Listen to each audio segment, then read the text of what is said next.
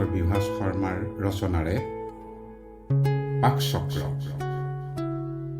Guitar বজোৱা ল'ৰাটো দেখিছানে? গীটাৰ বজোৱা ল'ৰাটো দেখিছানে? সেই যে কেণ্টিনৰ বাৰাণ্ডাত, হোষ্টেলৰ ছাদত, টিপৰ বিলৰ পাৰত বা পথাৰৰ মাজত প্ৰায়ে বহি থাকে অকলে অকলে।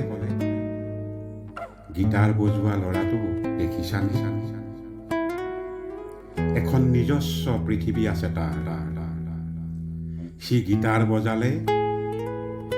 গীটাৰ বজালে গ্ৰীষ্মৰ দুপৰীয়া কৃষ্ণচূড়াবোৰ হালি জালি থাকে মৃদু বতাহ বলে। শীতৰ নিশা দিয়ে তাৰ গীটাৰৰ সুৰে। বৰষুণ দিলে গীটাৰ বজায় সি, মন ভাল লাগিলে গীটাৰ বজায়, মন বেয়া লাগিলে গীটাৰ বজায়। গীটাৰ বজোৱা ল'ৰাটো দেখিছানে?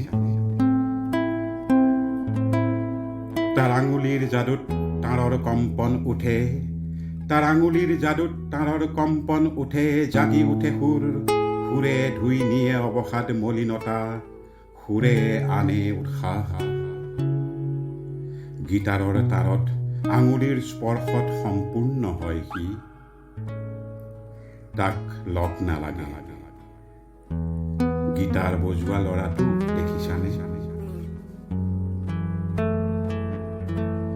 কিন্তু গীটাৰ বজোৱা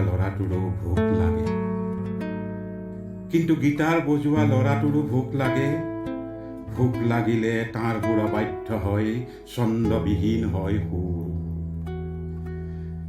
ভোক লাগিলে তাৰ সুৰ অবাধ্য হয়, ছন্দবিহীন হয় সুৰ। ভোক লাগিলে সি বজাৰলৈ যায়।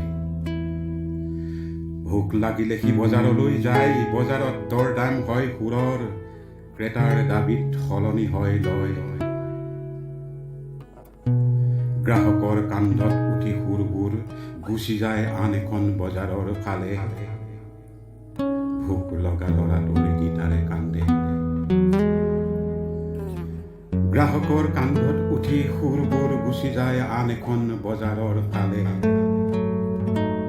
ভোক লগা ল'ৰাটোৰ গীটাৰে কান্দে। গীটাৰ বজোৱা ল'ৰাটো দেখিছানে?